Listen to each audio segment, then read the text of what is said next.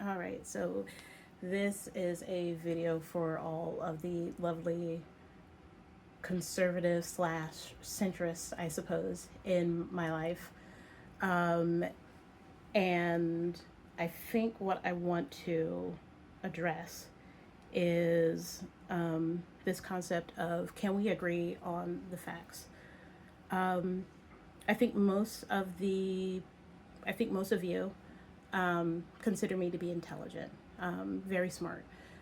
Um, I know a lot of languages. I pick up information very quickly. I know a lot of things about the world and things like that. And um, thank you, if that's you know a compliment that you'd be willing to give me. I am very proud. It's one of my the things about me that I feel like I can reliably lean on to help me make the right decisions and things like that. Um, but by the same token, um, I feel as though whenever it comes to me expressing my concerns about particular things where we might disagree, um, the idea, the thought of me being a cautious, judicious, intelligent human being goes right out the window, you know?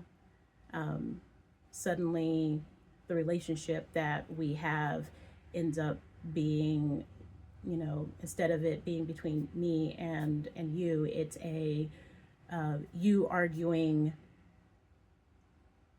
points that I don't have, that I don't share, or that you've heard, whatever. There's like no nuance, right? And my big problem is the fact that we can't agree on facts. So where can we get facts, right? Like, can we at least agree on where we can get facts? Um, and I'm worried that we can't. I believe that scholars and scientists are incentivized and motivated to find facts. And the only places that those people can distribute those facts often are in universities, books that they publish, news outlets reporting on their work. Their work might be submitted to the government um, for their jobs or for the government's use. Um, and I suppose scientific journals or whatever that get passed around among them. If you are a scholar or an expert on something, your ability to share knowledge is really kind of limited, right? And there are tons, millions of experts around the world um, for whom this coalescing of knowledge and this academic space is engaged in, right? Now, if you think about that, uh, what are the odds that you're going to know what every single person in that space? And that's where we talk about things like scientific consensus or scholarly consensus. It's not that every scholar, not that every scientist holds this belief 100%, but in the group, in the aggregate, in the broad population, this is everything that they've done is coming up to this is probably the most correct stance to take on a particular issue, right? Okay. That's what we would call a primary source. A primary source is, this, if I go out to my backyard and I count how many chickens I have and then I report that, I'm the primary source for how many chickens I have. So if I tell, my friend Jorge, and then you hear from Jorge that I have 20, Jorge's not the primary source. I'm the primary source. Jorge's the secondary source. Um, and now we have to talk about Jorge, right? How trustworthy, um, how committed to being factual. Um, is there any reason for this secondary source to be deceptive? Is there any gain to be met? majored in economics, international economics. Economics is not about money. It's about how people respond to scarcity, which money is a great way to visualize that, right? Because money is how we obtain resources, right? And it's numerical. If we were talking about barter and trade, it'd be a little bit hard to graph, in an accurate way, how people go about, getting resources. So again, one of the big things about economics and people's response to scarcity is what are they incentivized to do to secure and maintain their resource access. And so my approach to consuming information and looking for factual information is when I look at content or I hear content from someone, I'm looking for them to provide me their primary sources. I want to look at what their primary, the quality of their primary sources.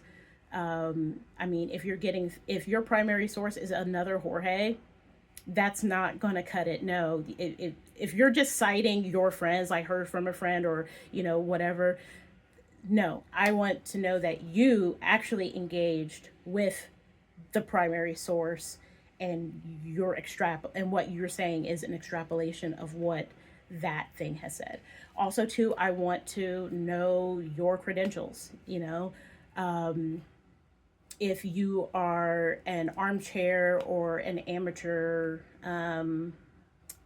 scholar or something like that, that doesn't mean that you're incapable. It doesn't mean that you're wrong. It doesn't mean that you're bad at, giving good information. But to me, it means that you have experienced less scrutiny over your work. And so you might be a little bit fast and loose. You might be a little bit sloppy. You might be used to colloquially saying something off the cuff. And that could accidentally lead to people saying something or repeating something that's not accurate. Not your intention to be misleading, but because you're just a casual, so to speak, your need, like if a newspaper or an online publication or something like that, or, any kind of publication, if they mislead and then they get fact checked or they get scrutinized by some sort of governing body, they often have to issue a redaction or face a fine or a loss of credibility, and that gets around, and now that hurts, right? Individual people or certain people are less impacted by that thing. You can say a lot of crazy shit, I have done. So again, I look at that. I look at who is giving me this information. Another thing that I do for myself to make sure that I'm always being more right than wrong when I'm consuming information is I look at information about the same topic from multiple different sources. So if I want to know about ancient Sumerian, I don't look at just one source. If I hear something really cool about like cuneiform or something like that, I go down a rabbit hole of going to look for other articles, content creators who have talked about the same thing. I'm looking at the footnotes, the citation, the sources, going to look at that. And it's not like I do some, it depends, depending on what it is.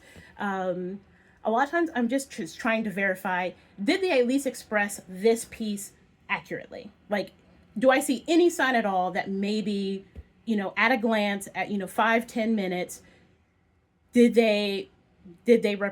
there like a clearly divergently conflicting other source for this? And that might lead me to go, further and deeper. There's a lot of cases where, they're being accurate. I try to understand when people are expressing an opinion versus when they're expressing fact. So for example, when I say that, if I were to say something like, if I were having I might be having a conversation with someone who's never been to Japan, and if I say, oh yeah, the people in the south of Japan, the Kansai people, they're way more fun than the people in the north. Those people are super like uppity and stuck up. That's an opinion. That's an opinion, rooted maybe in my experience, and you might casually be like, oh, okay, I heard that, Japanese people make fun of the Osaka accent and they use it for comedic characters. And that might make it look like my opinion that people in the South are way more fun than people in the north of Japan. That might look like it's a corroborating thing.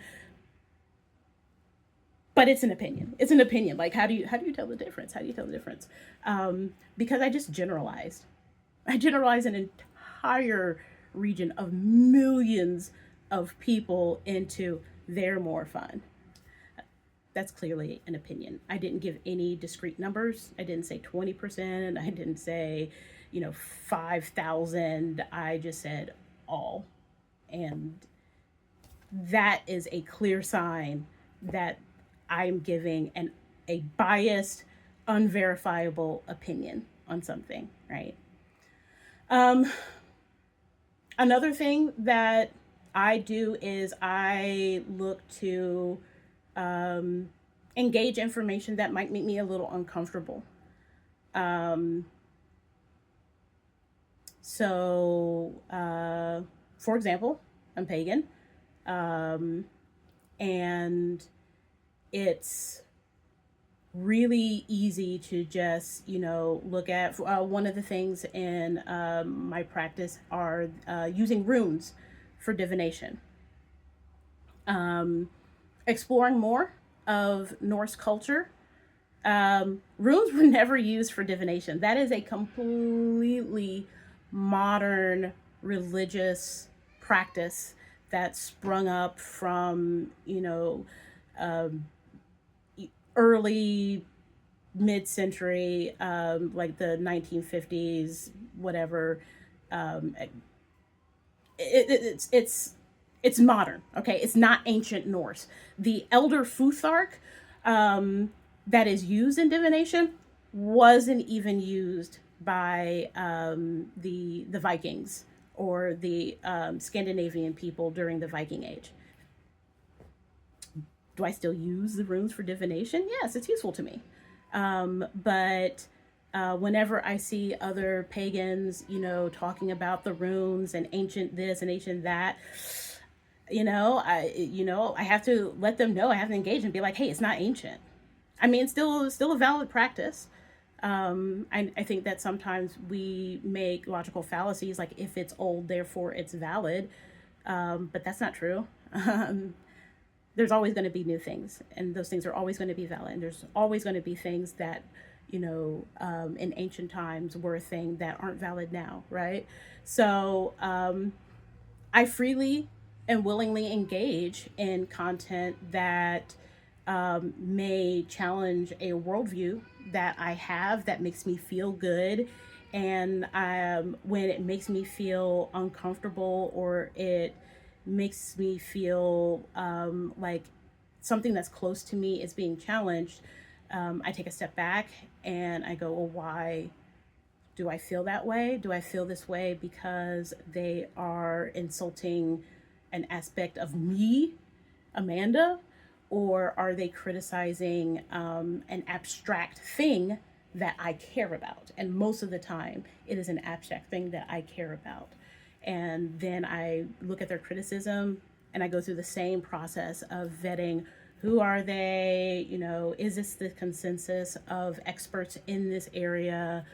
And if it turns out to be invalid, great. Like, I continue on my way and I say that person or that source is dumb and, I move on. But if the challenge stands, I have to do self-work to figure out, well, what now? I still like to do divination with the Elder Futhark. It provides me that value. It helps me come to terms with things that I challenge, and then I have to ask myself, well, now that I know this isn't an ancient practice, done by thousands and millions of Scandinavians under the skies of Valhalla, I don't know. Like, does that mean that I stop doing this? And one thing that I ask is it harmful? Is doing this practice directly or passively hurting anyone else? If it's not hurting anyone else, then is there any reason for me to stop doing it? Is it a waste of time? Is it too expensive? Is it just not fun? Does it make me believe or think worse things? Like, those kinds of things. And, again, if it's not doing that, then I go, well, okay, I'll keep doing it. Now I just know that what I thought to be true, one aspect that I thought to be true about this thing's origin, is not true anymore. But what's still true is that I get value out of it, and it doesn't hurt anybody that doesn't deserve to be hurt, so to speak. That's how I came to grips with my fear of spiders. I don't like them. I'm still allowed to not like them. But, my belief that all spiders are secretly out here to murder me. Challenge that. They're terrified of me. I'm bigger than them. They just want to live their lives. I want to live my life. So now, I just go about my day.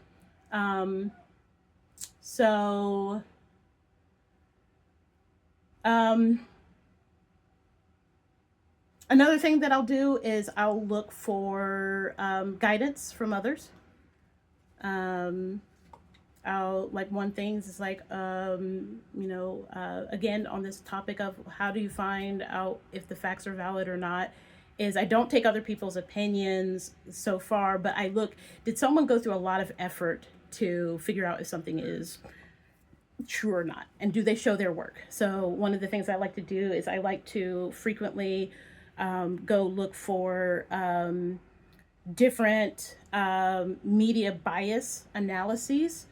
And I like to look at how these different organizations group different sources of media and how they rank their left to right spectrum leanings of reporting.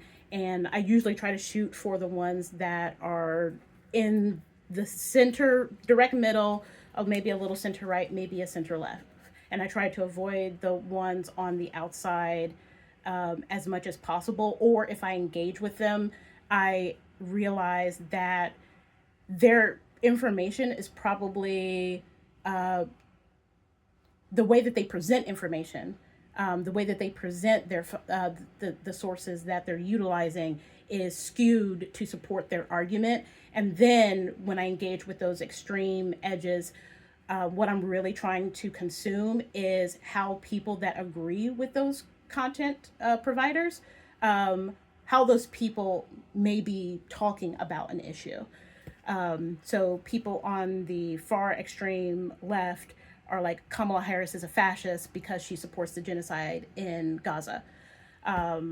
And people on the far right might say something like, we need to get rid of divorce because women and feminism are ruining families and marriages because it's just too easy for women to give up when things get tough.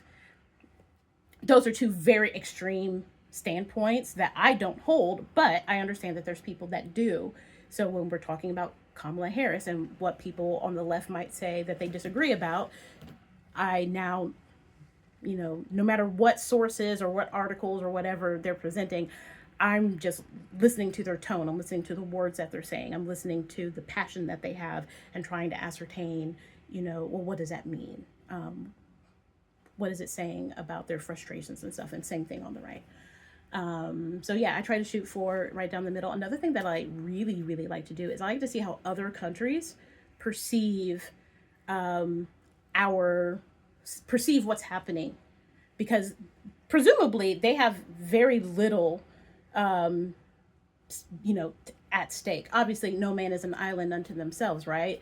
If I hear about, some news or whatever that's happening in California, um, I don't live in California, but, I'm interested, So how would, a news article in Ohio about a California issue be different than how a California um, uh, provider would be talking about it? And I really like to do that because, one, oftentimes I get to see how another country is dealing with a similar issue and how they talk about it, and see and compare and contrast the conversation that's happening in the States. And also, too, I get to see, sometimes you just need that outside perspective, right? Like, have you ever asked someone else, like, hey, this is going on with me, what do you think? It's the exact same thing. And so with them being less incentivized to have a skewed view about the specific details of it. They still might have a political skew. They still might be talking from a conservative or left, but it's not American conservative. It's not American left or liberal or whatever. So yeah, I kind of like to look at what other countries are saying about things that we're doing. And of course, I just love history. So another thing that I like to do is ask myself, what genre of topic is going on. So, for example, I like to, there's been a lot of conversation about class.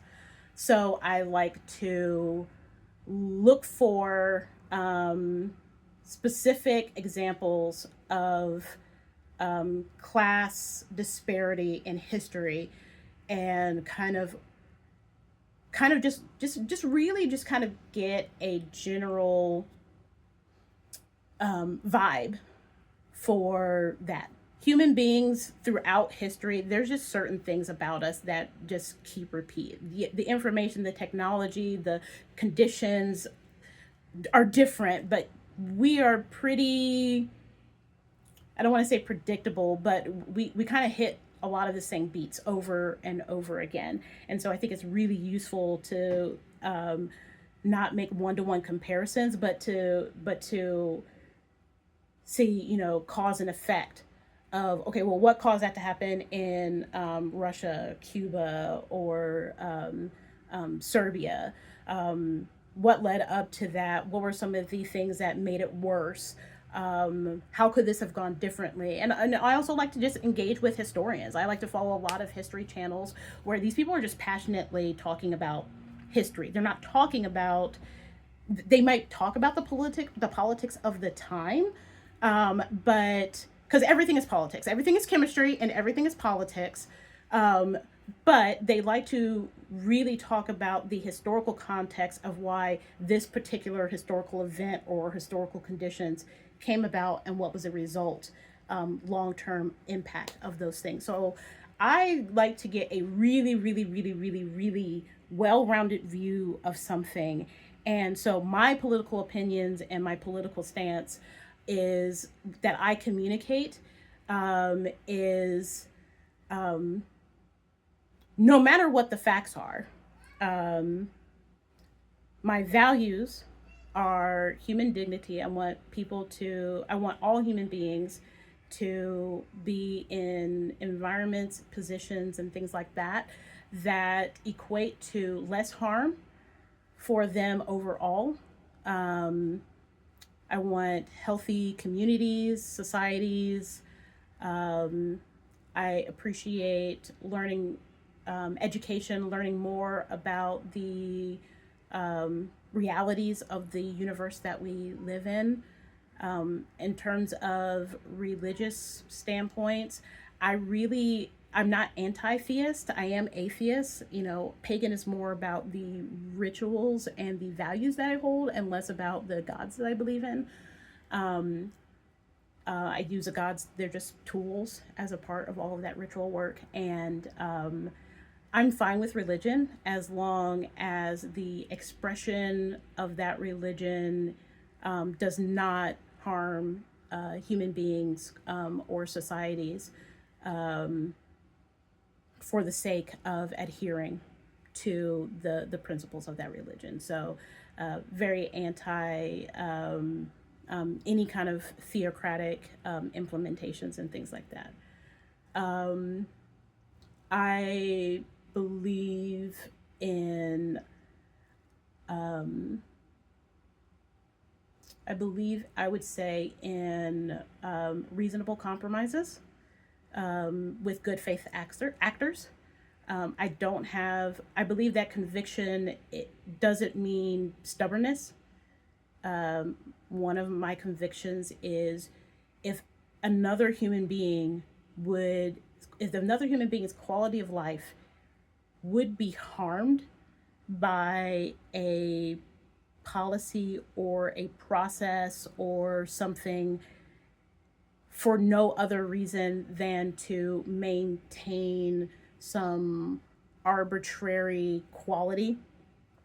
So, for example, Native Americans in Canada, the US, Australia, a lot of the children of those indigenous people were forced, they were taken away from their families, and they were forced into schools that stripped away their cultural identity and forced them into what that government decided was the correct identity of very American, very Australian, very Canadian. And I'm against that. Being a member of a nation is arbitrary, and it's constantly changing. Every generation, it's arbitrary. Let them have their culture. Let them have their culture. If it's not hurting anything, like you might say, oh, well, if they don't assimilate, then, they won't. I don't know. I feel like the argument is always like they'll just be against us. Like we won't know how to work with them. It would be easier if they were just like us instead of us learning to be like them. Like conviction, that's fucking dumb. It's based in no facts, no realities or whatever. But I'm willing to, compromise. If there was something like, okay, well, what if we asked these indigenous groups to ensure that, they are bilingual with the state language. They can still have whatever language they want. They can still have whatever cultural things that they want. But at the very least, everyone needs to be, fluent in the state language. I'd be down for that. I have some questions about how we implement it, but I would be down for that. That is not me giving up on my conviction for human dignity, and as long as the state is good faith and not trying to do something weaselly or whatever, I'm for it, right? So I think, just to kind of round this out, all I'm saying is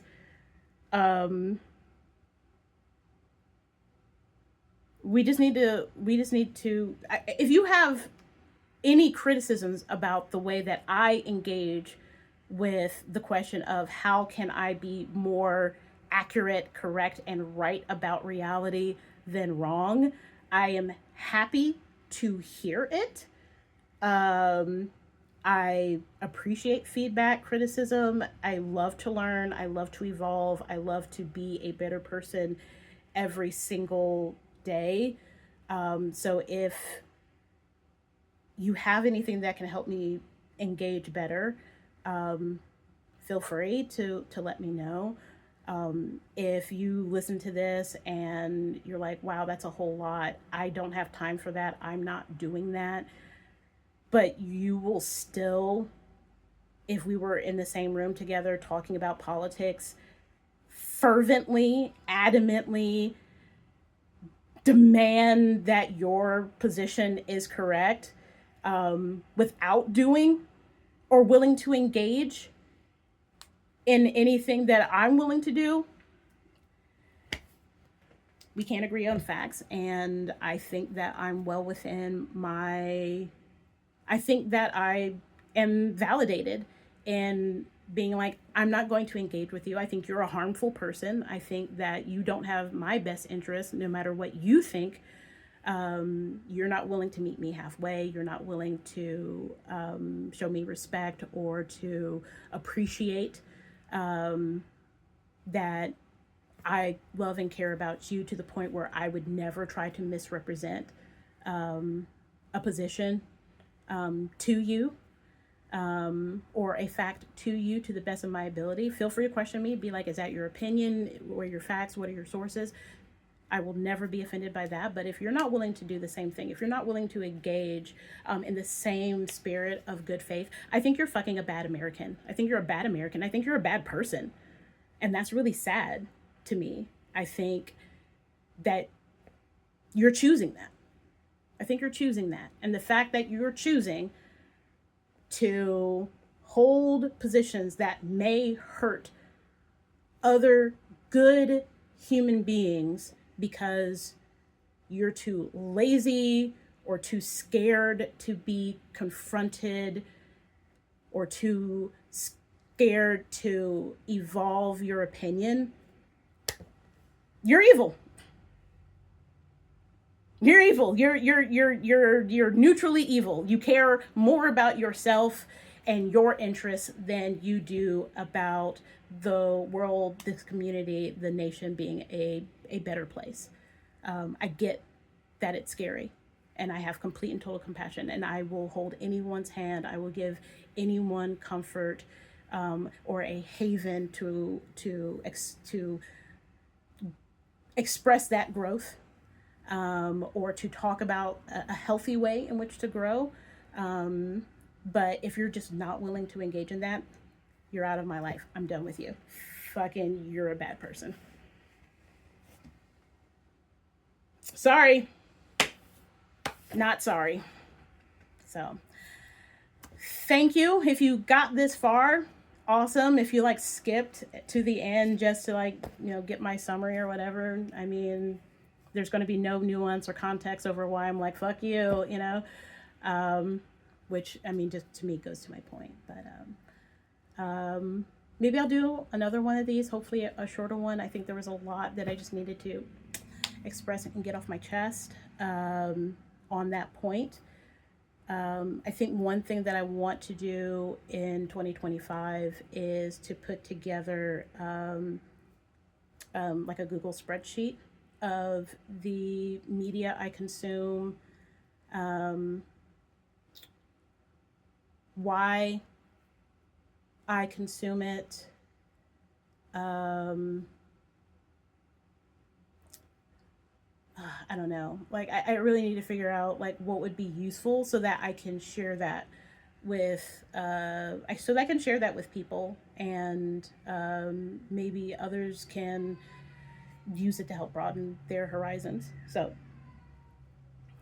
all right, well, thank you for engaging this long, and